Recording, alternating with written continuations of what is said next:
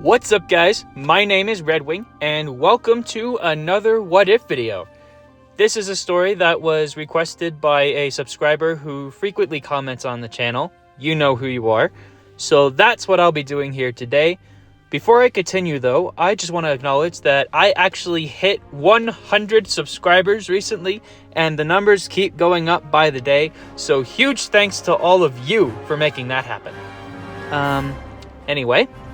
In the Clone Wars TV show, Anakin, Obi-Wan, and Ahsoka are transported to the planet of Mortis by use of the Force, and this results in a story arc that ends with the deaths of the mythical Force beings called the Ones, including the death of the son at the hands of Anakin, after the father uses a mythical weapon called the Mortis dagger on himself in order to take the son's power.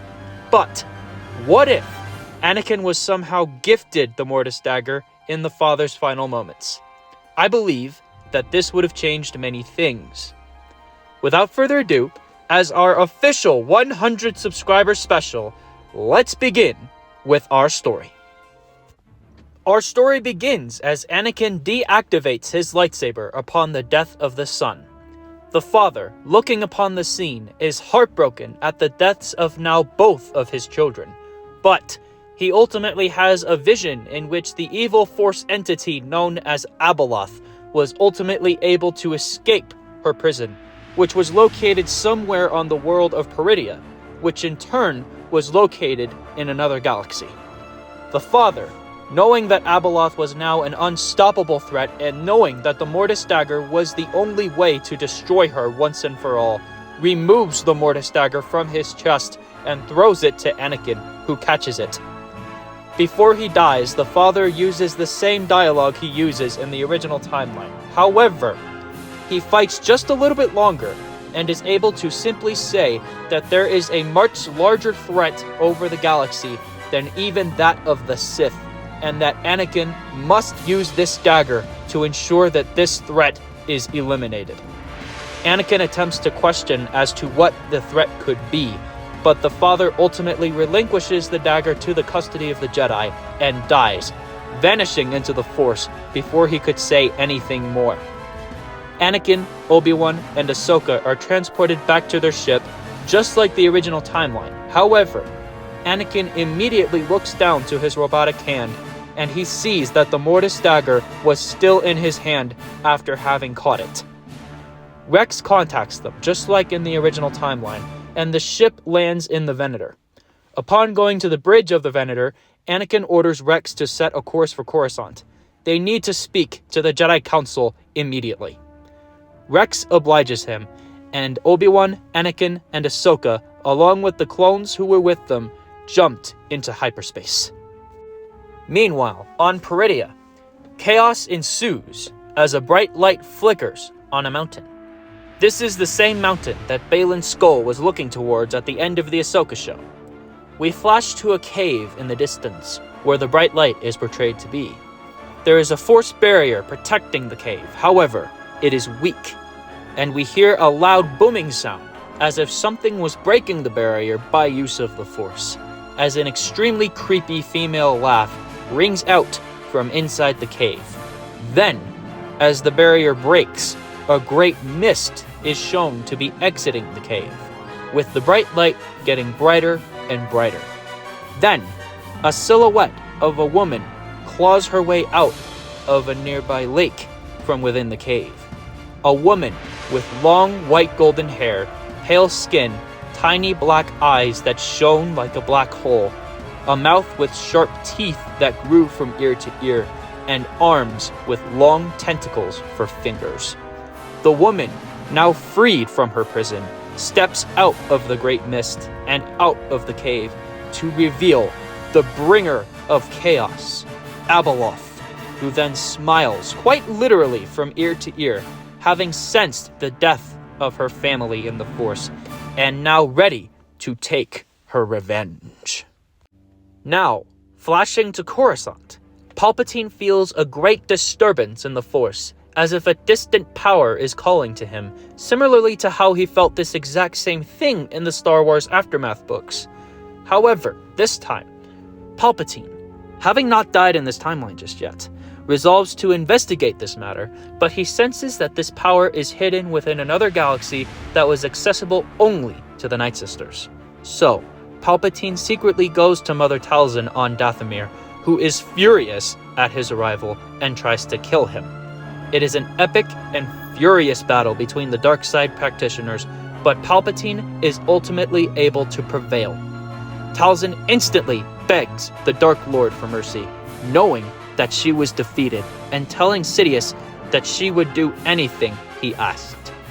Sidious, needing Mother Talzin in order to gain access to this other galaxy, ultimately spares the Night Sister Mother and tells her that he has heard of Peridia, implying that he needs to go there.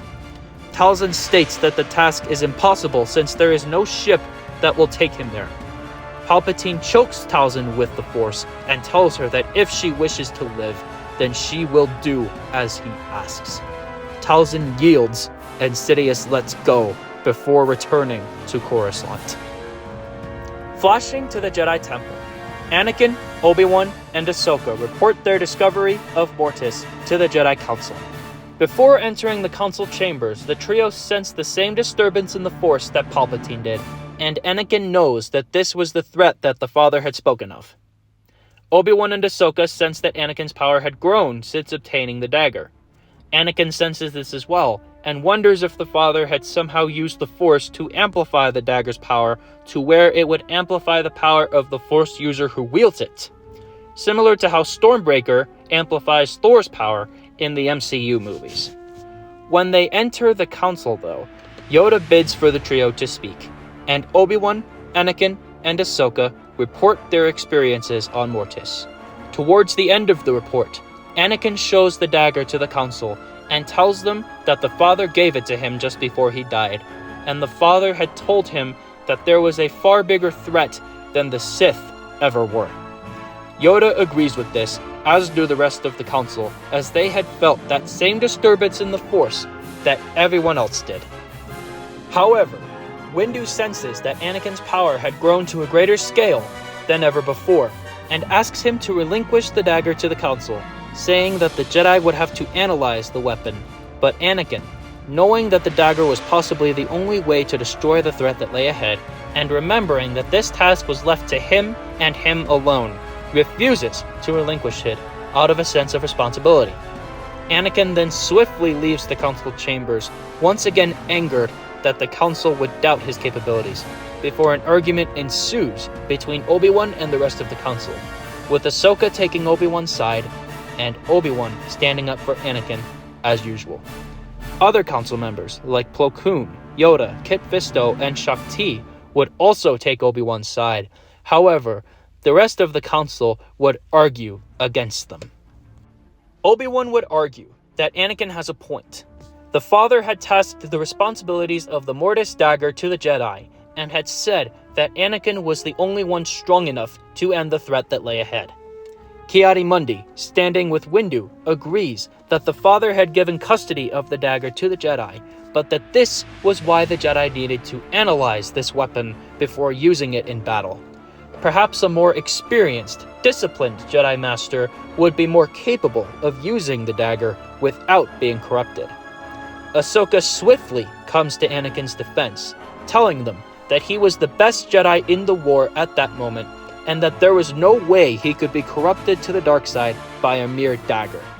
However, Oppo Rancis sided with the rest of the council, saying that Jedi have turned to the dark side under a Force artifact before, and that if not thought through to conclusion, Anakin would meet the same fate.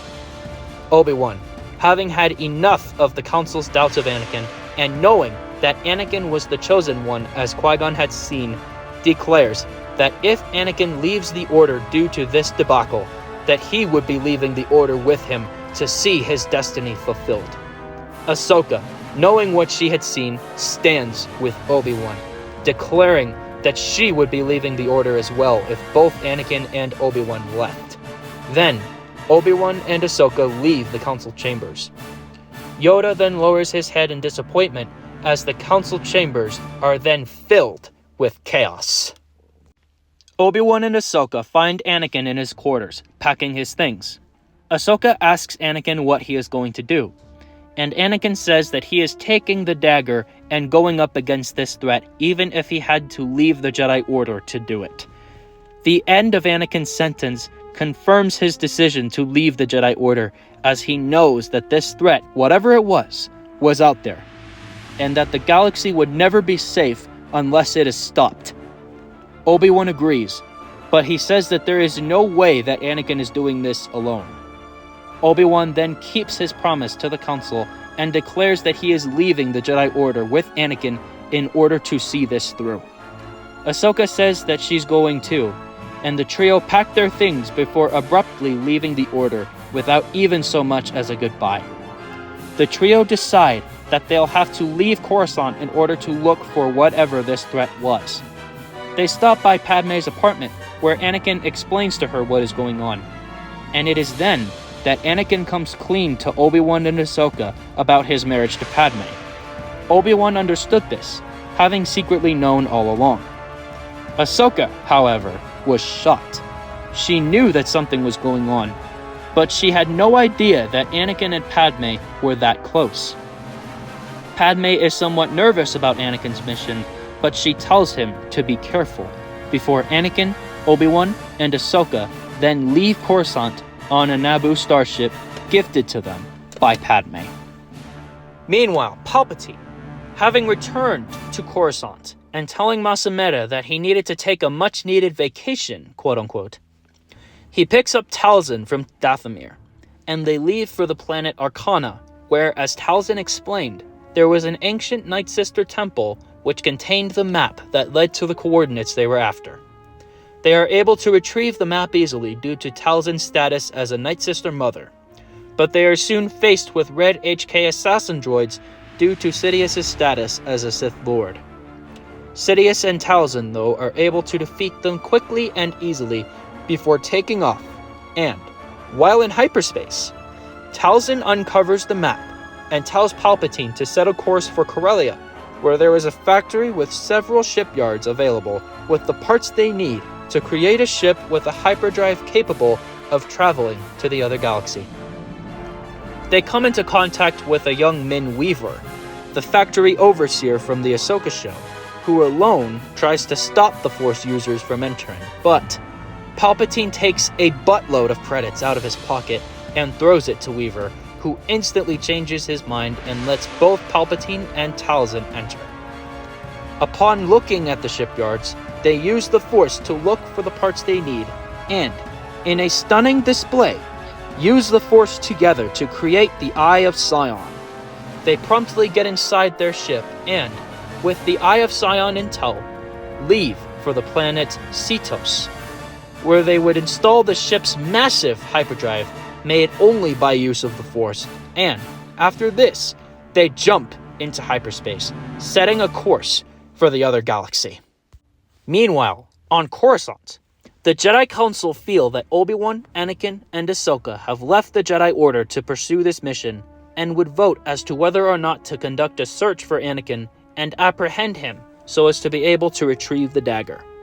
Yoda, Plo Koon, Shaak-Ti, and Kit Fisto instantly shoot this down, but the majority of the council votes in the affirmative, and a Jedi-wide manhunt for Anakin begins, led by Mace Windu and Ki-Adi-Mundi, and with Yoda, Plo Koon, Kit Fisto, and Shaak-Ti choosing not to participate. They would first go to Padme's apartment, where she would be questioned. Padme refuses to give up anything in regards to Anakin's location because she did not know where he was going, and the Jedi, feeling that she was telling the truth, would leave the apartment. Meanwhile, in the Naboo starship, Anakin receives a communication from Padme about what had happened, and the three former Jedi deduce that the Jedi were now looking for the dagger. Obi-Wan is in complete disbelief upon figuring this out, and is unable to believe that the Jedi Order could have fallen so far. The three former Jedi discuss where they should go as a result of this, and they decide to venture to the planet Ahch-To in order to meditate on the threat. Anakin sets the course, and the three former Jedi soon arrive on Ahch-To. Meanwhile, on Peridia, Talzin and Sidious arrive and land the ship close to where Sidious felt the disturbance from earlier. What they find is very, very disturbing, as they see a mist in front of a nearby cave. When they see this, they hear a whooshing sound come from behind them and turn around. Talzin and Sidious look around, fear threatening to consume their very being. Then, another whooshing sound once again from behind, as an extremely horrifying female voice speaks out, telling Talzin and Sidious that she had been expecting them. Talzin draws her sword by use of the Force, and Sidious ignites his lightsabers, both Force users ready to fight should it be necessary. The voice then says to them, in a loving yet terrifying voice, that she was the one who called to them from across the stars, and that now both Sidious and Talzin have been awakened, and since they were awake, they heard her call, and came to her. Sidious, sensing where the entity was, then points his lightsabers towards the entity's horrifying face, and demands to know why he has been called here. The being simply says this, quote-unquote, I am Abeloth, the mother of Mortis, the beloved queen of the stars, imprisoned here by my own family for doing what needed to be done. Now you will free me. Free me, and together we can bring order to your galaxy. A galaxy which has been overrun by the Jedi and Republic Senate. Sidious is conflicted for a moment, yet his hatred for the Jedi, and for the fact that they don't use their power for dominance, would ultimately get the best of him, as he then deactivated his weapons and tells her that he would join her. Talzin, sword still drawn, asks Sidious if he had gone mad, out of fear for her very life. Abeloth then stood tall, taller than both Sidious and Talzin, as Sidious then kneels before her, now sensing her near limitless power. Talzin attempts to attack both Abeloth and Sidious, but it is futile, as Abeloth then uses the Force to lift Talzin into the air, and she puts her tentacles into Talzin's mouth as she attempts to scream in horror, but she then collapses. Talzin, now possessed by Abeloth, stands up as Sidious looks on in horror.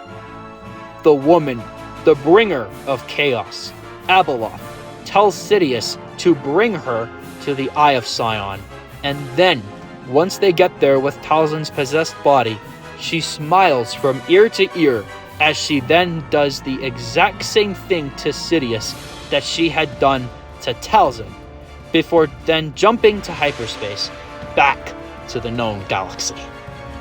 Meanwhile, the Jedi are about to leave Coruscant in search for Anakin, but they suddenly feel a great disturbance in the Force, as if the galaxy was crying out in terror, and that a great evil was now on the horizon, something that Anakin himself had warned them about.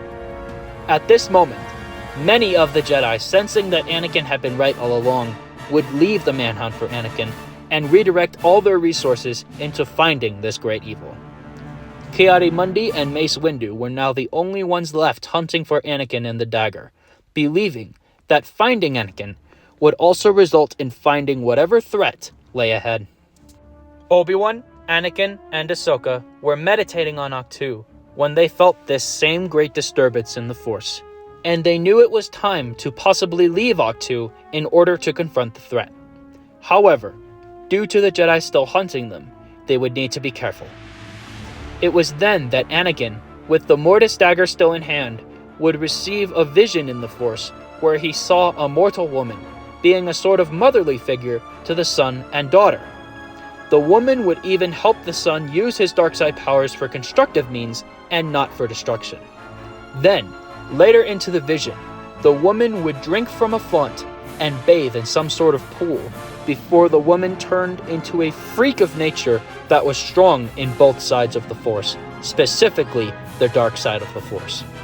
This monster would then use her newfound power so as to make the son and daughter bow before her, but a white light would begin shining in front of the monster, signifying that the father was about to intervene, and everything goes white before Anakin wakes up.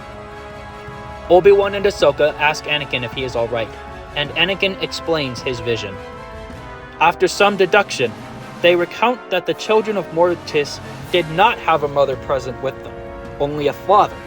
So, it didn't take long for the trio to deduce that the mother was the very threat that they were going up against.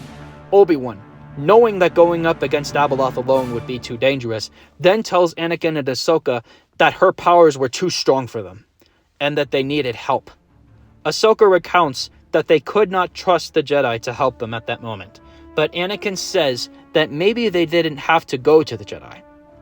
Obi-Wan asks Anakin what he's thinking, and Anakin says that before he answers that his idea was a risky one. Obi-Wan gives Anakin a look of skepticism before Anakin tells Obi-Wan that they needed to go to Count Dooku on Serenno in the hopes of recruiting him to their cause. Ahsoka is instantly against this, as is Obi-Wan, but Anakin tells them, again, that they can't trust the Jedi at that moment, using Ahsoka's words against her, and he also tells them that Dooku could be the only chance they have, even though it was a risky move. After some consideration, Obi-Wan agrees, knowing that the mother would be strong in both sides of the Force, and that this was a bigger threat than the Sith could ever be. They then get into their ship and take off for Serenno. Meanwhile, Abeloth arrives in the known galaxy and begins her crusade by going to several different planets: Dathomir, Lotha Minor, Corellia, Kashyyyk, and even Zygeria, and possesses several hundred people to create her army. This included Asajj Ventress, former Sith Lord Darth Maul, who had not yet been discovered and thus looked like this spider-looking thing, and more than several clones and Jedi, including Mace Windu and Ki-Adi-Mundi, whose theory of finding Anakin was instantly proven wrong. Then, Abeloth and her new army returned to the Eye of Sion and set coordinates for Coruscant. When Abeloth gets to Coruscant, the remaining Jedi instantly come to its defense. Plo Koon would go up against Abeloth and attempt to destroy her. But in return, Abeloth, in an inconceivable display of the Force, let out a petrifying amount of Force energy that instantly destroyed anyone within a 2-mile radius, including Plo and Shaak Ti. Anyone further away instantly collapsed to the ground in agony as glass shards flew everywhere. Then, as the burst of Force energy continued, buildings turned into lava and fires started all over the planet. The Jedi Temple would explode after Yoda, Kit Fisto, and several younglings would escape, along with several more Jedi ships. Then, at the same time, the Senate building is destroyed, and in its place formed a volcano, which at the end of Abeloth's outburst, she would detonate by use of the Force. Coruscant now belonged to Abeloth, bent to her will, before feeling a slight disturbance in the Force. Meanwhile, on Serenno, Count Dooku meditates in the Force, no longer feeling his master, and having felt that same disturbance that everyone else did. Then, however, he ignited his lightsaber to see the former Jedi trio in front of him, telling him that they did not come to fight. They had come to team up. Dooku is about to dismiss Anakin and Ahsoka to speak with Obi-Wan alone, but the HoloNet suddenly flickers to life, showing that Coruscant was under attack, and that Chancellor Palpatine was missing, possibly dead. Anakin is horrified at the news, and knowing that the mother was the one doing this, tells the others that they have to go back to Coruscant. Padme is over there, and he is not going to let her die. Dooku, having finally changed his mind, sees that this alliance may be necessary in order to save Coruscant. The 4 Force users leave for Coruscant, and Anakin attempts to contact Padme, and, thankfully, Padme was off of Coruscant on a diplomatic mission to Mandalore. Anakin sighs in relief before telling Padme not to go back to Coruscant. Padme already knew the news, but what she heard next was worse than she originally thought. Anakin told Padme that a powerful entity of the dark side of the Force was what was attacking Coruscant, and that Chancellor Palpatine may very well be dead.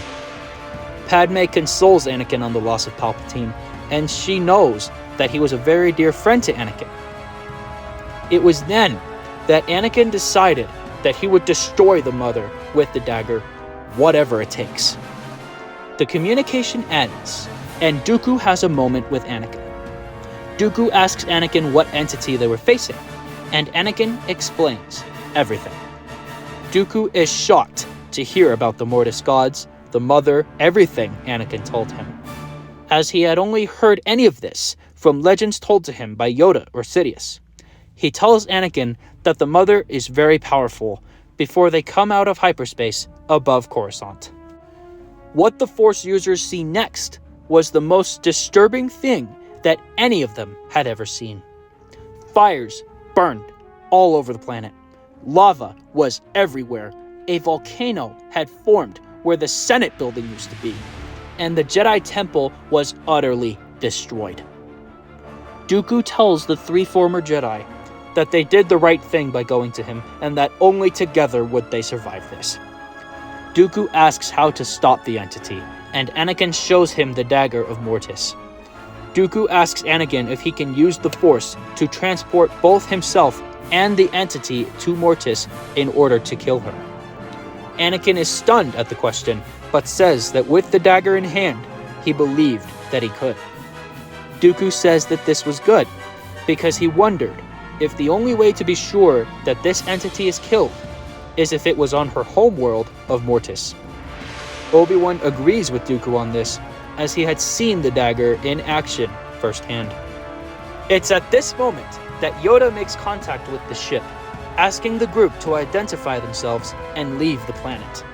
Anakin gets on and tells Yoda that they were here to help. Yoda is appreciative of the gesture and welcomes it, apologizing to the former Jedi trio for the manhunt, and further for the Council not believing in Anakin.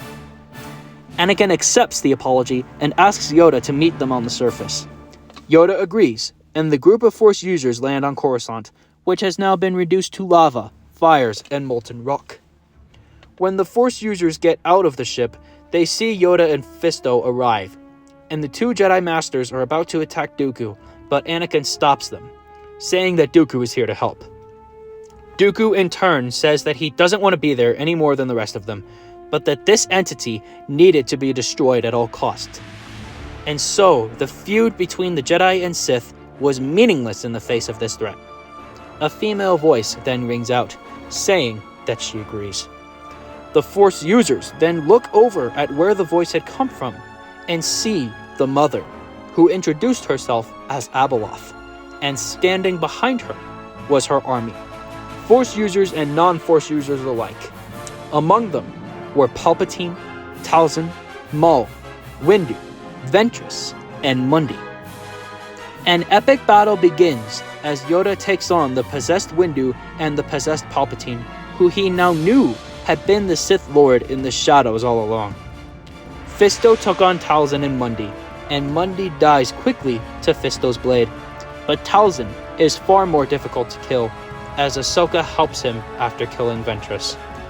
Obi-Wan takes on Maul, and since Maul still had his spider legs and wasn't as good at lightsaber combat as he was later on in the timeline, he is killed by Kenobi swiftly with Anakin's help, before he then takes on Abeloth.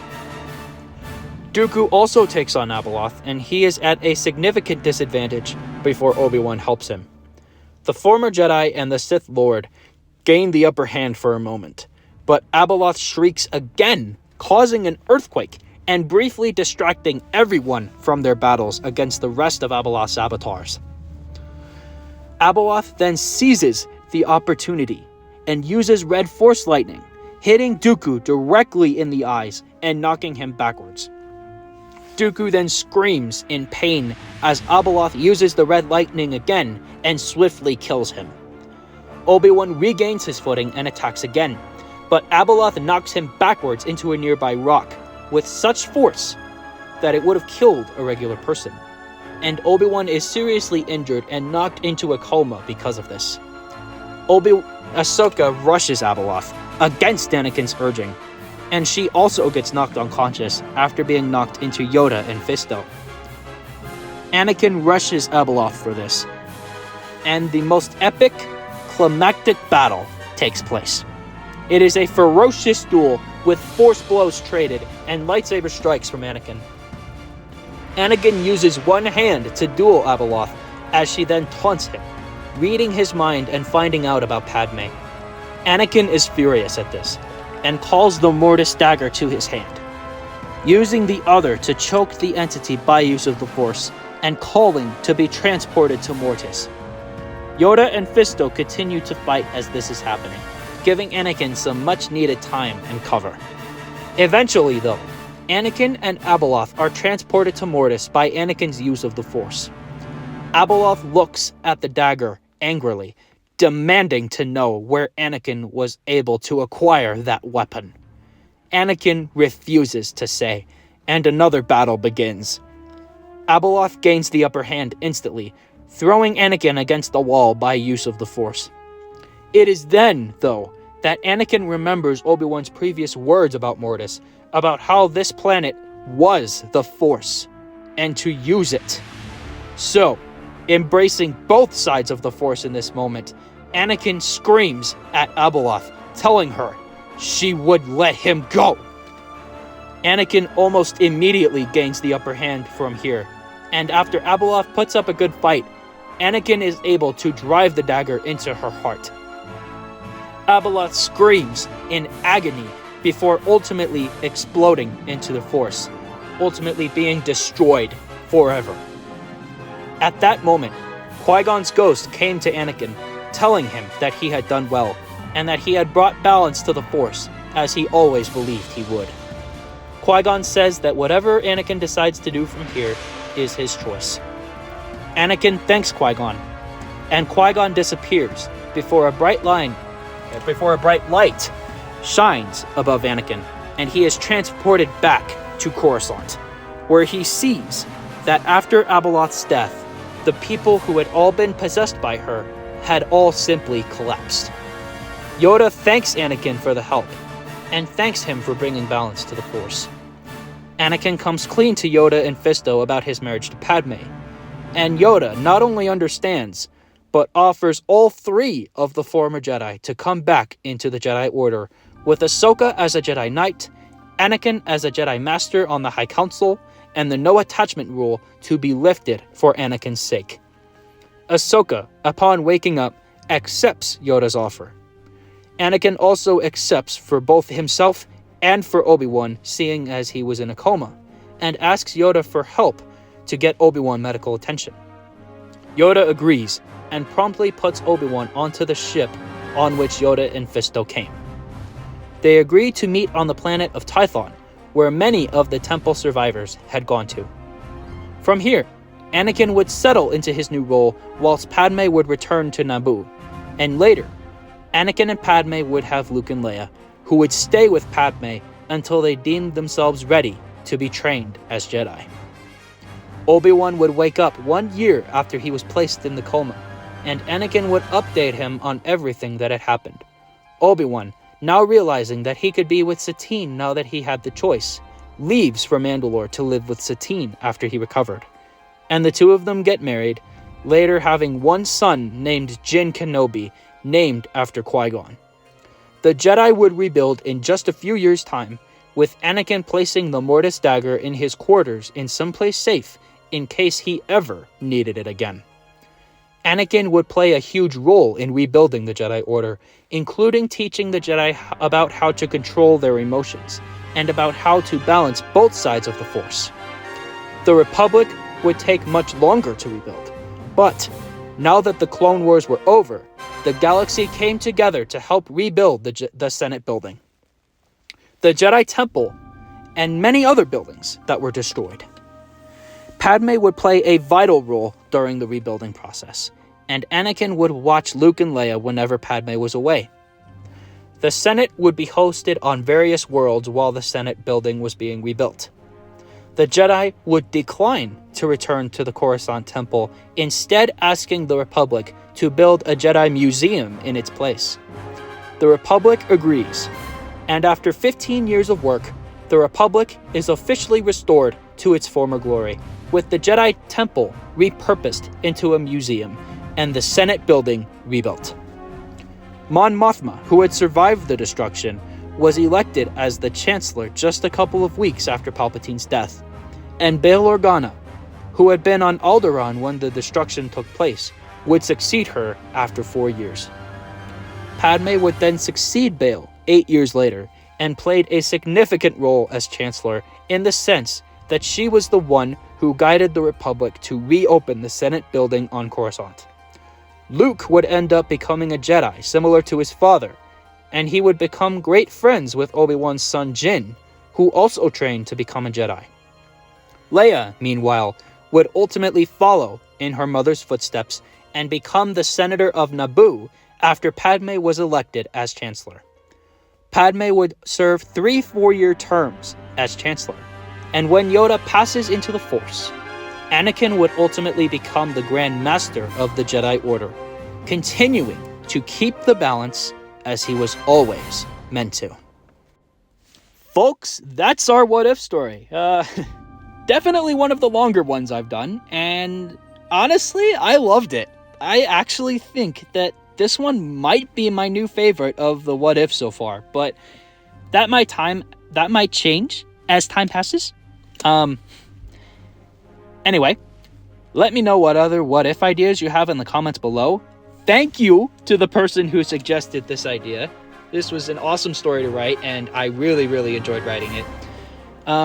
Again, huge thanks to all of you for more than 100 subscribers. I really do enjoy doing this for you guys. I know I say that a lot, but I really do enjoy doing this.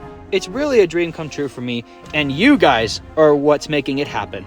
We're now officially on the road to 500 subscribers.